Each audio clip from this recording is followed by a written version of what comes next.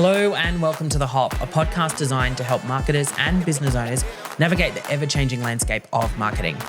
I'm your host, Matt Taylor Farrington, and the owner of Purple Bunny Marketing. And today I'm joined by Nick, our social media / videographer / whatever else needs to be done. Whatever hat I'm wearing that day. So, and we're going to talk, I guess, about social media as we always do. Yep. But we've got a couple of little questions that we've kind of looked at, and we kind of decided to dive into Google, I guess, and have a look at what were people actually looking for answers to.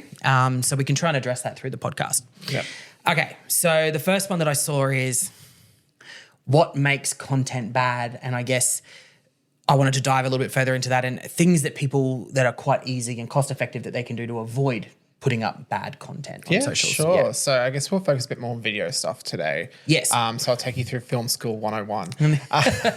Yes. I think my number one piece of advice, which I always tell clients and everyone else, is audio is 50% of your production. It's the invisible piece of your production that you don't see.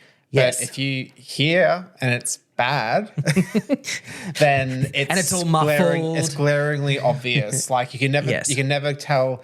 You can never point out good audio, but you can always tell Bad audio. Yeah. If I can get my words out. That's bad audio right there. Yes. But yeah, no, it's such a forgotten thing sometimes. Like, Yes. you know, especially someone's in a loud environment, you're filming somewhere where it might be windy and stuff. You know, Cars go whooshing past. Cars going past and stuff, depending where you are, of course, or it's a very echoey room.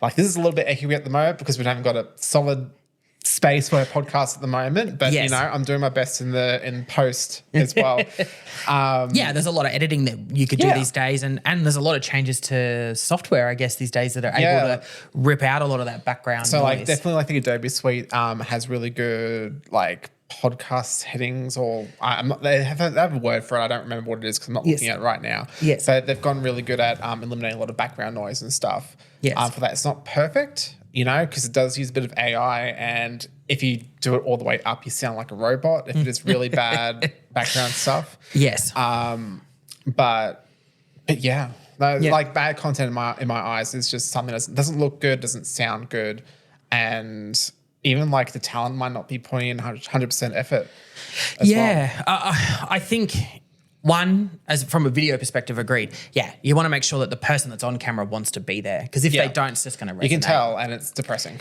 Yeah, correct. And you kind of sit there watching it going, oh, that's cringe. Yeah. I think the other things you can look for, videos, photos even for posts, just be mindful of your surrounds and your background. Like if, you know, there's suddenly a pile of rubbish in that back corner of the thing and you're filming there, that's going to be in your video or it's going to be in your photo, you know? So just stop, frame it up, make sure that you're looking at what's in your... Not just your subject, what's around the subject too. Yeah. Because, you know, cross-branding as well can also be an issue as well. Yeah, well, and we work with a lot of businesses that have, you know, multiple brands and things like that, and you do need to be mindful of that cross-branding aspect, I guess, as well. And yeah, I agree, audio. You know, there's nothing worse than killing a video with bad audio. You know, the audio's muffled, you hear cars, you know, all those because you can only things. do so much to save it, and then even when you've saved it, it's still not amazing. It's fine. Yeah, and you kind of, I don't know, it just kind of destroys the video. And I think good audio these days, I'm prepared to watch something if the footage isn't, you know, that great. But if the audio is terrible and I'm struggling to hear it or it's hurting my ears to listen to it, I'm switching off. Yeah. So, and some good solutions for audio is just get some microphones. You can get a microphone for some your simple phone. lapels. Yeah, if you're recording everything on your iPhone or Android phone, you can get very easy. I have like these $20 lapels that I got from Amazon, and they work great. Yeah. I mean, they work like $20 microphones at the end of the day, but for what they are, they're honestly great. Yeah. But honestly, if you're a business and you're going to invest, or a marketing person that's going to invest in that sort of stuff, you know, where we just come out of tax time, you know, the set of DJI ones that we utilize as well, and I know the Rode ones aren't much more expensive than that, you know, you're looking only somewhere between $300 to $500 for a decent set, and that gives you two lapels and the piece that connects back, obviously, to Bluetooth to your device or to connect back to your device. And it just adds that extra layer of professional to your content where it just makes your content actually pop and sound good. And for that type of investment, you know, that's pretty cheap if you were to put it out over a year.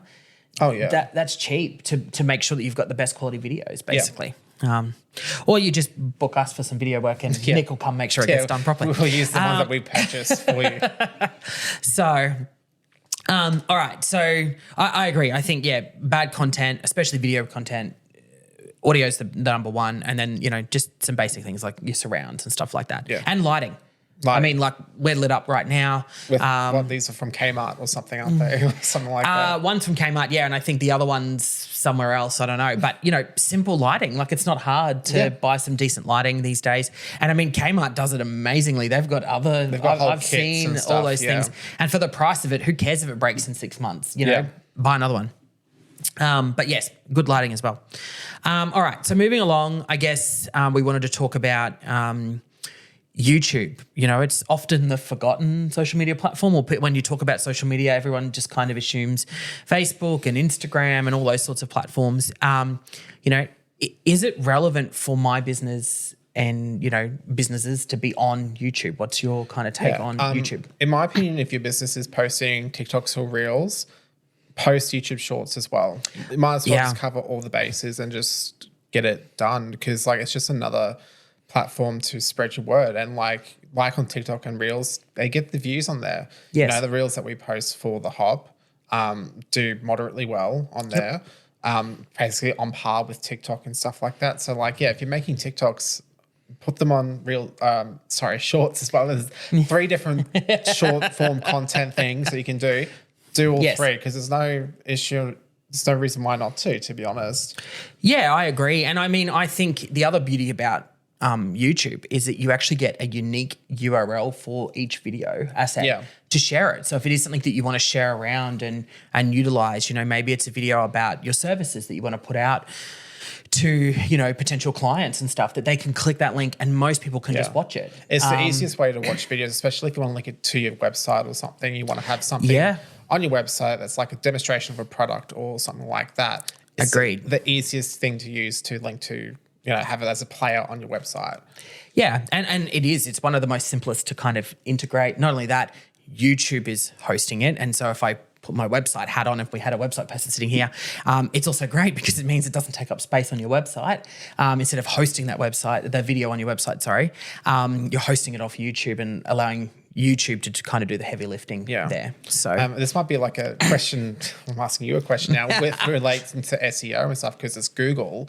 YouTube's owned by Google. Does that also help as well? If it's yeah, definitely. I mean, I know when or, you know, as you can see when you type and you search on Google, you'll see video stuff. If you've typed certain keywords that have come up, you'll see videos that come up, definitely. And I think, you know, using the right keywords in that video as well to get it seen is important. Because Google would push YouTube more than others because they own it. So 100%. I mean, that's what anyone would do that owns it, 100%. Yeah. So there we go. I keep saying that 100% word again. All right. So I think we've established it is a platform that people should still be using. I guess the next thing, and I think you kind of alluded to it a little bit there, but, you know, what should I be posting on YouTube and what do people kind of use the platform for? Yeah, because you kind of answered the question.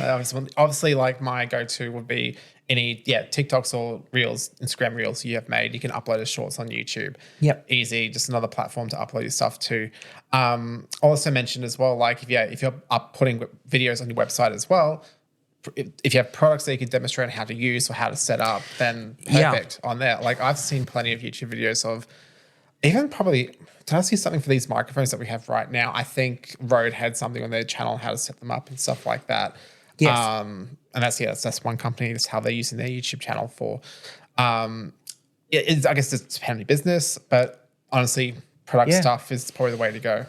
Yeah, I think definitely. I mean, you know, prime example, like you said about Rode microphones, having like a instructional type section. I mean, I know the first thing I do when I can't work something out or I'm looking for something, or, you know, even in a service-based business, you know, there's been times where I've been like, I'm sure that button used to be here or that was there or whatever. And you Google and then suddenly you're getting a YouTube video and you just watch the video to kind of give you the instruction about where do I go for it? You know, where do I click? What do I do? You know, setting up the mics, setting up whatever it might be. So I definitely think instructional pieces are probably good there. I also think it's good from a longer format perspective too, something that, you know, if you've got something that's going to go for 2, 3, 4 minutes rather than that short, sharp, short-based stuff. I know YouTube's trying to push the shorts to compete with TikTok, but I think the longer form video is really YouTube's, I guess, prime and focus, and I think that's where you should probably be focusing as well. No, absolutely. And just for us personally, as a company, we post any work that we've done for clients on our thing. Yeah, it's a great way to create a highlight reel, I guess. Definitely. Yeah, perfect. All right. So I think we've covered off 1, bad content, invest in some decent mics, check your surrounds, look for lighting, and YouTube. Yes, you should be there. If you're creating TikTok videos, if you're creating reels, those sorts of things, then you should be putting them across to YouTube Shorts. Yeah, pretty much. If you're creating videos for other platforms, put them on YouTube as well. Just there's no harm in it, you know. Correct, and it's more of a universal platform. You know, yes, they do have a prime audience, but I think, you know, most people will go to YouTube to check things and look for things. All right. Well, I think we've wrapped it. I think we've done another episode. All right. Well, that's it from us from the Hop. Thank you to Nick, having a chat about socials and, you know, what makes bad content and things that you can avoid. Appreciate you coming in to have a chat. So stay tuned to the Hop, helping you to get your marketing hopping.